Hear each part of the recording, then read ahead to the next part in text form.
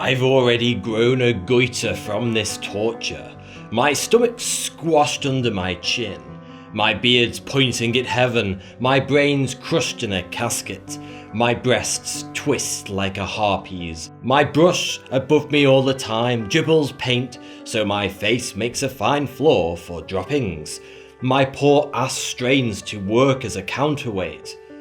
Every gesture I make is blind and aimless, my skin hangs loose below me, my spine's all knotted from folding over itself, my painting is dead.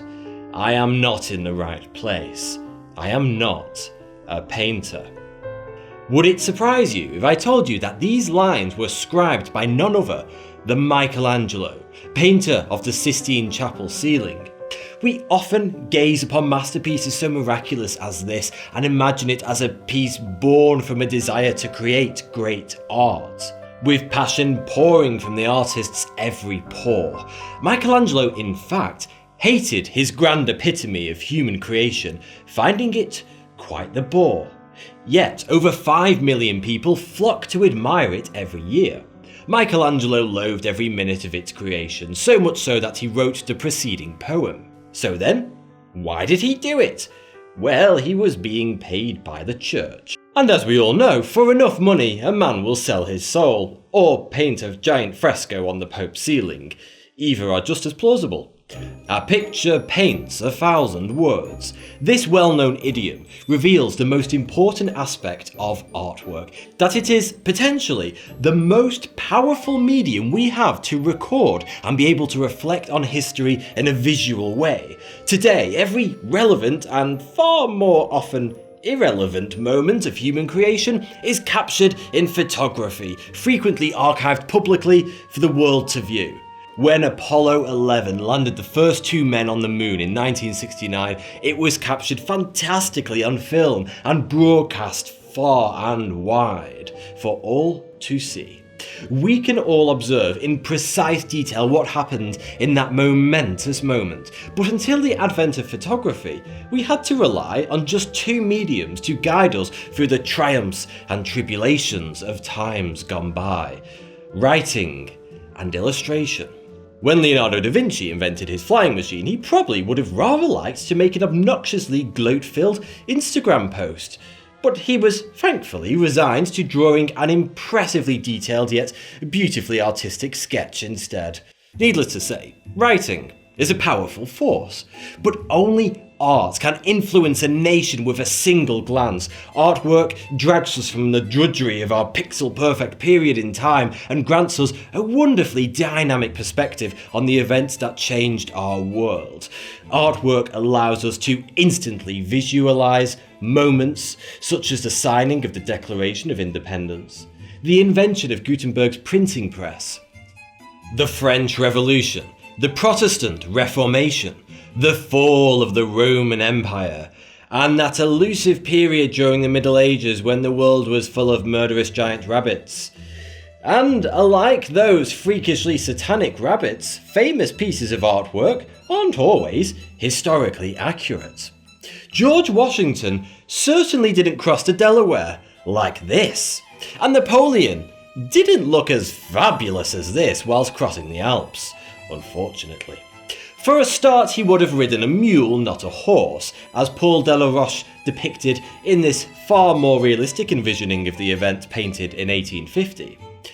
But, you know what? These inaccuracies don't matter. The purpose of great art is not to provide an exact recount of the events in question. We have historical textbooks for that. Instead, art provides a stylized, sometimes idealized version of events that aids our imagination and with one single glance transports us to that precious moment in time. It is only through this spectacular visualization of art that allows it to perforate popular culture and bring history to the masses. It is not for us to imagine the ambience of a café terrace in southern France in the late evening of 1888, for on this, Van Gogh has us covered.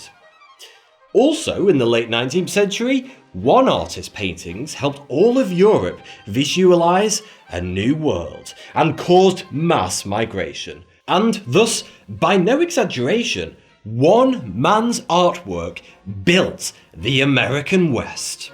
More specifically, German-American painter Albert Bierstadt's rich vistas of the living landscape of the American West were brought back to London in 1867 and exhibited to the masses from all over Europe, including a private exhibition for Queen Victoria.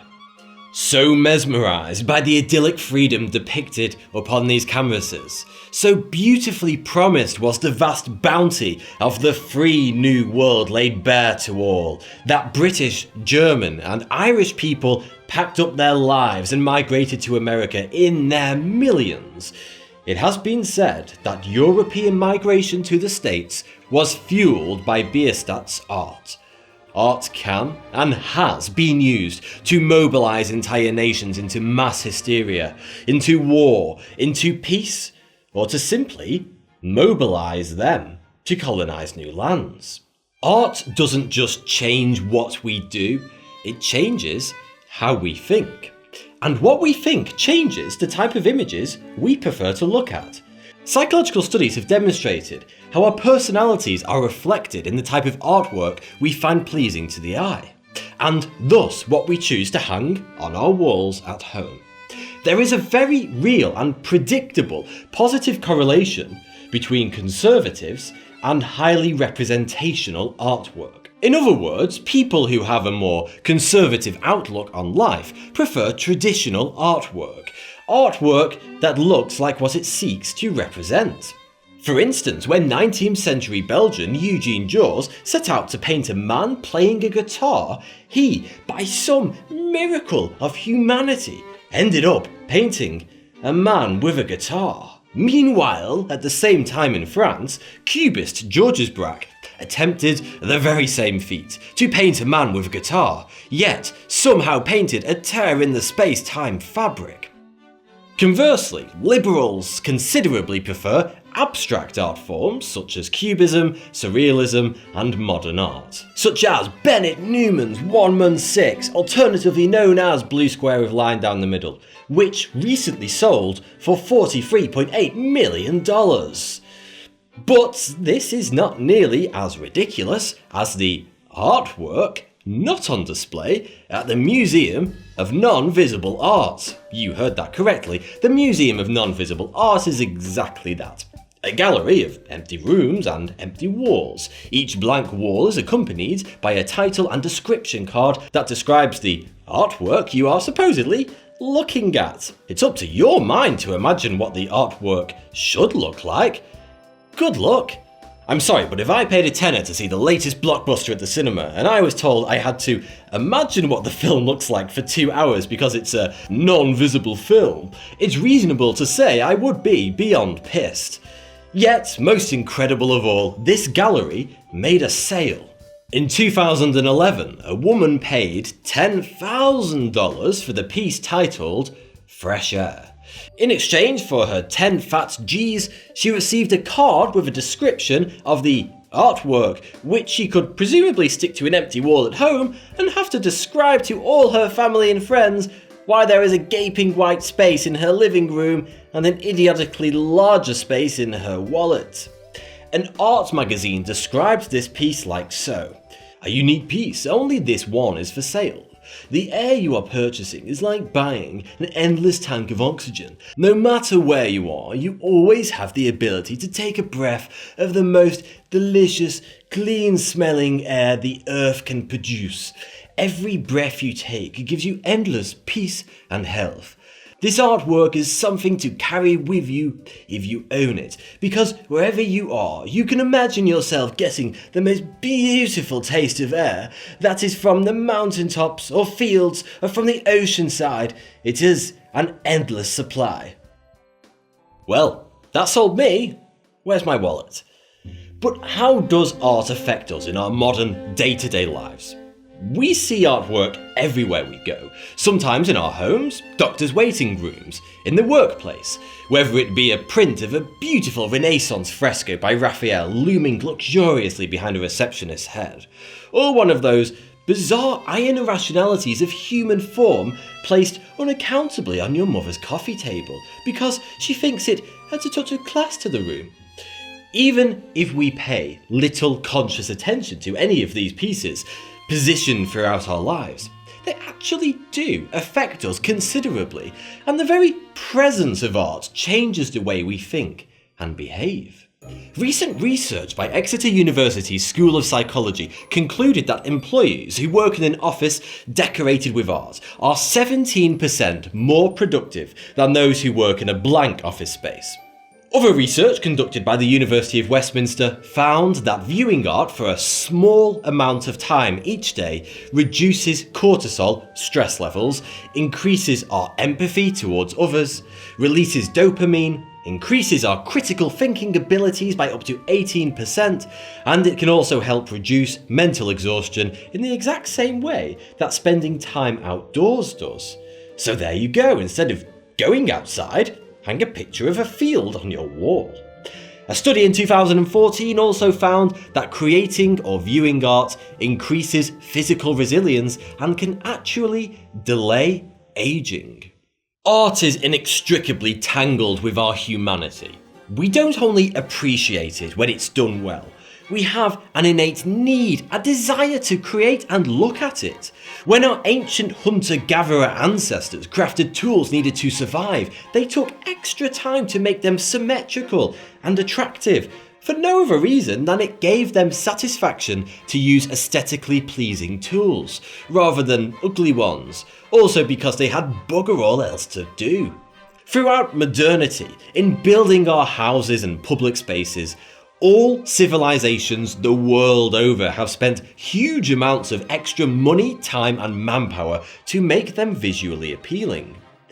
In a YouGov poll, 77% of respondents said they prefer traditional architecture with its ornate beauty over cold contemporary buildings with their hostile steel and glass facades. The data shows that across the UK, buildings and traditional architecture, and even neo-traditional architecture, sell for 15% more than modern housing. London houses built before the First World War, you know, when new builds were actually still attractive, went up in value 465% over the past 30 years.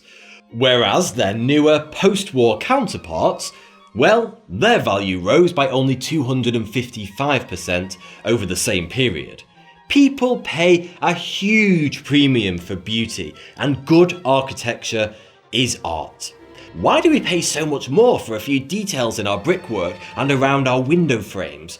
Because humans are hardwired to seek out and derive pleasure from beauty. The research on this is clear and substantive. Living in a beautiful area amongst beautiful houses, which one could equate to living in a piece of artwork, makes us happier, less stressed, and healthier. And bringing that beauty into your home, whether it's a painting that brings you joy or a sculpture you admire, will only increase these effects. So why don't you seek to bring happiness to others and change the world by creating your own art to be admired by all of society? Whether your dream is to paint, illustrate stories or comics, create sculptures, or work with clay, there is only one place on the internet I would recommend to help you fulfill these dreams: Skillshare. Skillshare is an online learning community for creators with more than 25,000 classes in design, art, illustration, and much more. Premium membership gives you unlimited access, so you can join the classes and communities that are just right for you. You may want to fuel your curiosity, creativity, or even your career. Whichever it is, Skillshare is the perfect place to keep you learning and thriving. If you are thinking about picking up fine art as a new hobby, then I highly recommend the Skillshare course, Modern Watercolour Techniques, Beginner's Level. It's everything you need to get started. If, however, illustration is more of your thing, then you have to watch Ink Drawing Techniques, Brush, Nib and Pen Style. It's such a fun and unique course that will give you a huge head start. Skillshare is also super affordable. An annual subscription is less than $10 a month. Over 7 million creators like you have already joined, and for the first 500 of my subscribers to use the link in the description, they will get a free 2-month trial of Skillshare Premium. Thank you for watching. If you enjoyed this video, then consider subscribing to see more on a regular basis. Also, I'd like to thank Skillshare for sponsoring this video. Don't forget to check them out, the link's below.